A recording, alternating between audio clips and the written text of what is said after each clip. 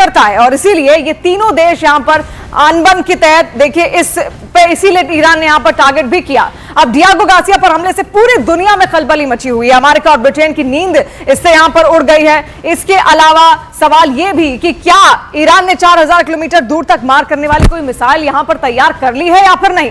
Iran के पास घोषित क्षमता से कहीं अधिक रेंज वाली IRBM मिसाइलें भी हैं। इसके अलावा डियागो गार्सिया देखिए ईरान से करीब 4000 किलोमीटर दूर है। ये जो दूरी आप देख रहे हैं 4000 किलोमीटर दूर की दूरी है और इतनी रेंज वाली मिसाइल शायद ही ईरान के पास उससे पहले ये संयोगी था, लेकिन डियागो गार्सिया ईरान की घोषित मिसाइल रेंज से बाहर आता है।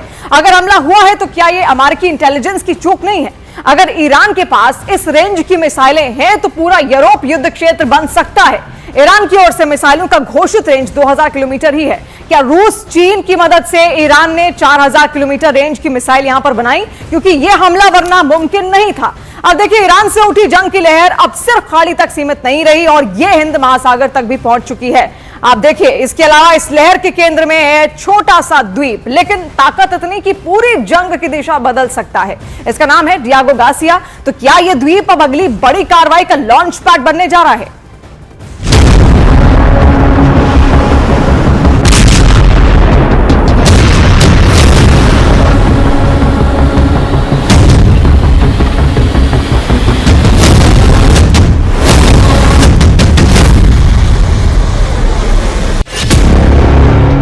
हिंद महासागर तक पहुंची ईरान जंग की लपट।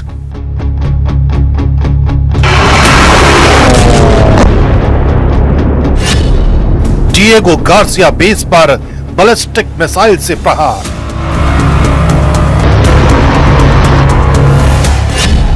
ब्रिटेन और अमेरिका को ईरान की सीधी ललकार।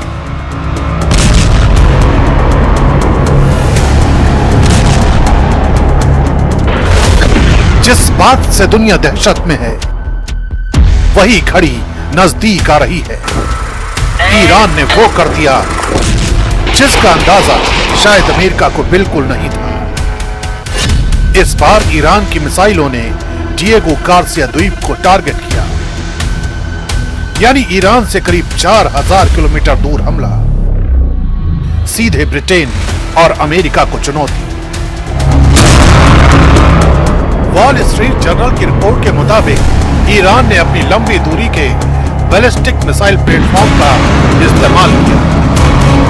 रिपोर्ट बताती है कि मिसाइल को मल्टी स्टेज ट्रैजेक्टरी के जरिए लॉन्च किया गया, जिससे इसे इंटरसेप्ट करना और मुश्किल हो जाता है।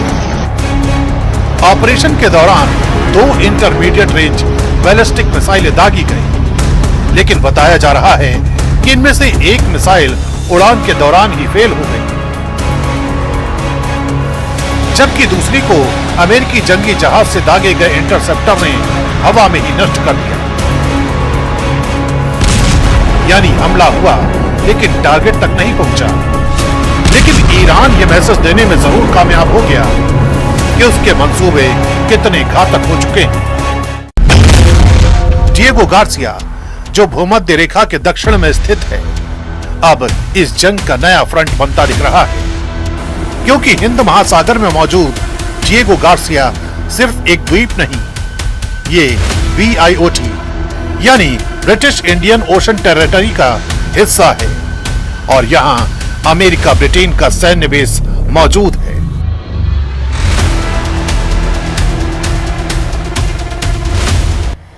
दरअसल ये हिंद महासागर का सुपर पावर बेस है। आप इसकी लोकेशन भी समझिए, अब क्योंकि ये कहा जाता है कि लोकेशन प्लस मिलिट्री ताकत plus geopolitics is equal to super अहम बेस, इसको जो ये बनाता है, और इसी वजह से इसकी अहमियत अपने आप में बहुत खास अमेरिका के लिए हो जाती है। देखिए यहां से चीन पर नजर रखना बहुत ज्यादा आसान है, बेहद अहम भी है, इसीलिए इस बेस को यहां पर रखा गया है अमेरिका और यूके की ओर से। यह बेस अमेरिका के लिए इंडो पैसिफिक रणनीति में भी बेहद ज्यादा जरूरी है। इंडियन ओशियन और इंडो पैसिफिक ओशियन में इस पूरे क्षेत्र पर देखिए चीन अपना दबदबा कायम करना चाहता है अपने अलग अलग रूटों के जरिए, और इसीलिए अमेरिका अपनी मौजूदगी यहां पर चाहता है इस बेस के जरिए। अब आपको बताते हैं कि डिएगो गार्सिया क्यों इतना अहम है, युद्ध में इसकी क्या भूमिका रही है, क्योंकि देखिए गल्फ वॉर में इसका इस्तेमाल हुआ था, इसके अलावा अफगानिस्तान युद्ध में भी इसका इस्तेमाल हो चुका है, इराक युद्ध में भी इसका इस्तेमाल हो चुका है इस द्वीप का, और कई बड़े ऑपरेशंस को यहां से अंजाम दिया जा चुका है।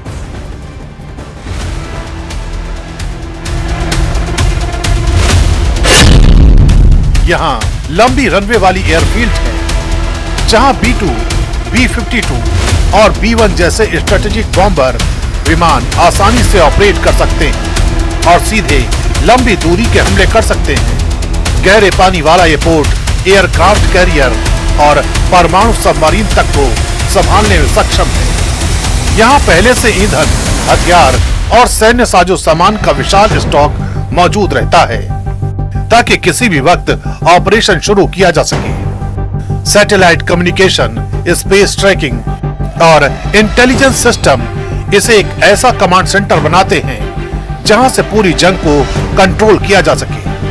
यही वजह है कि डिएगो गार्सिया को हिंद महासागर में अमेरिका की सबसे बड़ी रणनीतिक ताकत माना जाता है। इसकी लोकेशन ऐसी है कि यहां से मध्य पूर्व, अफ्रीका, दक्षिण एशिया और इंडो पैसिफिक चारों दिशाओं में एक साथ नजर रखी जा सकती है। खासकर जब चीन हिंद महासागर में अपनी मौजूदगी बढ़ा रहा है। पोर्ट्स, नौसैनिक ठिकानों और समुद्री रास्तों पर पकड़ मजबूत कर रहा है, तब डिएगो गार्सिया अमेरिका के लिए काउंटर बैलेंस बन जाता है। ये बेस सिर्फ जंग के लिए नहीं, बल्कि समुद्री व्यापार, तेल सप्लाई और फ्रीडम ऑफ नेविगेशन को सुरक्षित रखने का सबसे बड़ा हथियार है। यानी जो इस द्वीप पर कंट्रोल करता है वही इस पूरे इलाके की रणनीति तय करता है। डिएगो गार्सिया एक अनसिंकेबल एयरक्राफ्ट कैरियर के तौर पर काम करता है, यानी एक ऐसा एयरक्राफ्ट कैरियर जो कभी डूब नहीं सकता। अमेरिकी नौसेना इसे फुटप्रिंट ऑफ फ्रीडम कहती है क्योंकि इसका आकार पैर के निशान जैसा है। इसे 99 साल के लीज पर अमेरिका ब्रिटेन के नियंत्रण में रखा गया है। तो संदेश बिल्कुल साफ है, ईरान अब सिर्फ जवाब नहीं दे रहा, बल्कि खेल का मैदान बदल रहा है। हजारों किलोमीटर दूर डिएगो गार्सिया को निशाना बनाना बताता है कि उसकी मिसाइल पहुंच अब सीमाओं की कैद में नहीं रही। हमला भले ही नाकाम रहा हो, लेकिन इरादा साफ है। ईरान अब सीधे अमेरिका और ब्रिटेन को चुनौती देने के रूप में खड़ा है। यानी ये जंग अब क्षेत्रीय नहीं, एक ग्लोबल टकराव की तरफ बढ़ती हुई कहानी बन चुकी है। और देखिए, इजरायल की तरफ से लेबनान में लगातार एयर स्ट्राइक की जा रही है, वहीं हिजबुल्लाह की तरफ से भी इजरायल पर लगातार रॉकेट और मिसाइल हमले किए गए हैं। लेबनान बॉर्डर पर लगातार सायरन बज रहे हैं। बम, बारूद और सायरन के बीच रिफत अब्दुल्ला की वर्ल्ड एक्सक्लूसिव रिपोर्ट आपको दिखाते हैं। मैं इस वक्त इसराइल लेबनान बॉर्डर पे हूं।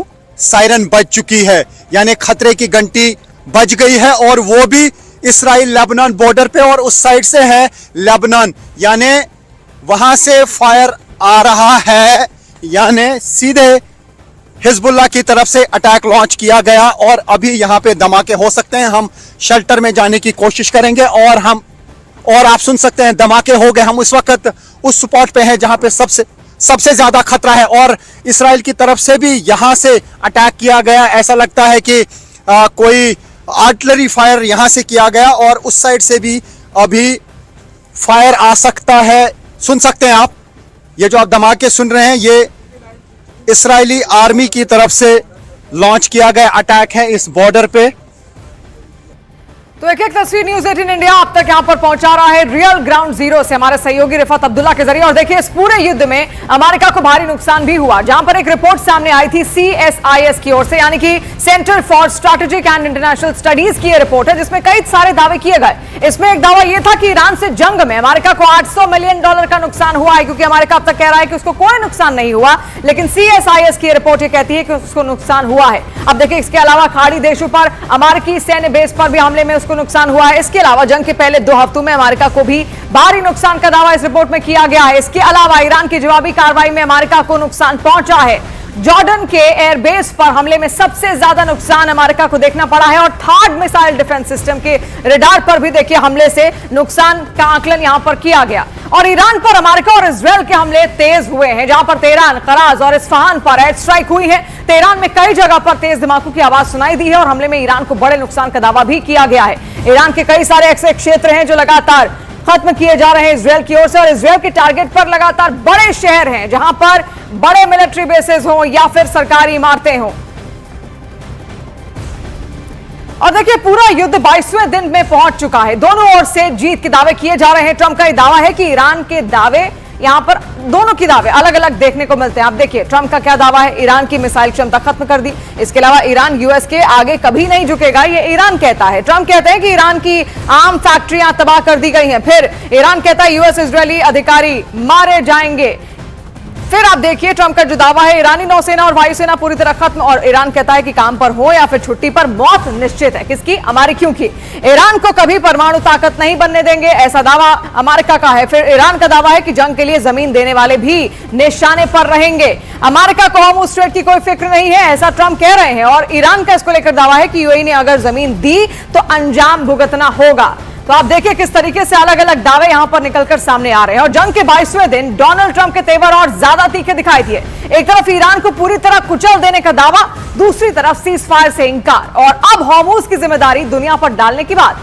तो क्या अमेरिका जीत रहा है या ट्रंप की रणनीति खुद अपने ही बयानों में उलझ कर रह गई है?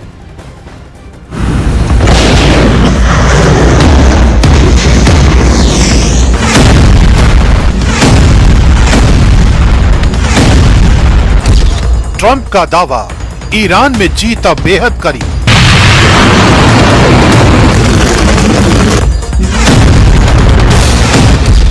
सीज फायर नहीं, जंग जारी रखने का संकेत।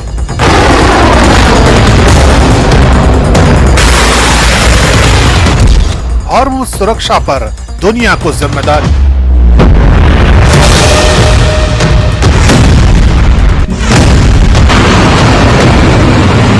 दुनिया की नजरें इस वक्त जितनी ईरान पर टिकी है उतनी ही अमेरिका पर, क्योंकि व्हाइट हाउस से आने वाला कोई भी नया बयान किसी नए तूफान का संकेत देता है। ट्रुथ सोशल पर ट्रंप ये दावा करते हैं। अमेरिका अपने सैन्य उद्देश्यों को पूरा करने के बेहद करीब है, और अब वो मध्य पूर्व में जारी अपने बड़े सैन्य अभियानों को धीरे धीरे कम करने पर विचार कर रहा है। ट्रंप बाकायदा अपने इस बयान के पीछे आधार बताते हैं। उनके मुताबिक ईरान की मिसाइल क्षमता, रक्षा औद्योगिक आधार, नौसेना और वायुसेना को पूरी तरह नष्ट कर दिया गया है, और ये भी तय किया जाएगा कि ईरान कभी परमाणु हथियारों के करीब न पहुंच सके। यही नहीं, क्षेत्रीय सहयोगियों का हवाला देते हुए ट्रंप कहते हैं इजराइल, सऊदी अरब, कतर, यूएई, बहरीन और कुवैत की सुरक्षा के लिए अमेरिका हमेशा प्रतिबद्ध रहेगा। लेकिन इन दावों और भरोसे के बीच डोनाल्ड ट्रंप का लहजा और ज्यादा आक्रामक हो जाता है। अब वो सिर्फ रणनीति की बात नहीं करते, बल्कि ईरान पर सीधे शब्दों में हमला बोलते हैं, जिसमें गुस्सा, चेतावनी और दबाव तीनों एक साथ नजर आते हैं। Well, we've been hitting them awfully hard. I mean, I don't know if you can possibly get hit harder, but these are thugs and animals and horrible people. But you can't hit anybody harder than we've hit them. But I'm not surprised. They executed 3 young people for protesting. इस आक्रामक बयान के बाद भी Donald Trump का रुख और सख्त हो जाता है। अब वो साफ कर देते हैं कि बातचीत हो सकती है, लेकिन युद्ध विराम नहीं। Well, look, we can have dialogue, but we don't. I don't want to do a ceasefire. You know, you don't do a ceasefire when you're literally obliterating the other side. They don't have a navy. They don't have an air force. They don't have any equipment. यानी एक तरफ संवाद की बात और दूसरी तरफ जंग जारी रखने का ऐलान। ट्रंप की यही दोहरी रणनीति अब सबसे बड़े सवाल खड़े कर रही है। इसी बीच जब अतिरिक्त सैनिकों की तैनाती पर सवाल उठता है, तो ट्रंप सीधे जवाब देने से बचते हैं, लेकिन दावा करते हैं कि अमेरिका के पास भारी संख्या में सैनिक, असीमित हथियार और दुनिया का सबसे बेहतरीन सैन्य साजो सामान मौजूद है, और इसी ताकत के दम पर ईरान को लगातार कमजोर किया जा रहा है। Well, I would say this, that if I told you the answer to that question, my military people would be very happy. But we have a lot of troops, we have unlimited ammunition, we have the greatest equipment in the world, and we are decimating Iran. It's about time. And frankly, it should have... Harish जी, स्वागत है आपका हमारे इस विशेष कार्यक्रम में। Thank you Amit ji. Sir, Uttar Pradesh के अंदर इन वर्षों में कितनी तस्वीर बदली है, क्योंकि जो बताया जाता था कि अपराध पर कितना अंकुश लगा है। अगर आपके मंडल की बात की जाए, जिसमें कानपुर देहात, औरैया, इटावा, कन्नौज, फर्रुखाबाद इंक्लूड है, क्या चेंजेस आए? धन्यवाद अमित जी। सबसे पहले तो आपने मुझे मौका दिया इस प्रेस्टिजियस स्टेज को शेयर करने के लिए। जहां तक चेंज की बात आपने कही है, मेरे ख्याल से यहाँ सभी हमारे साथी बैठे हुए हैं और मैं चूंकि कानपुर नगर में भी काम कर चुका हूँ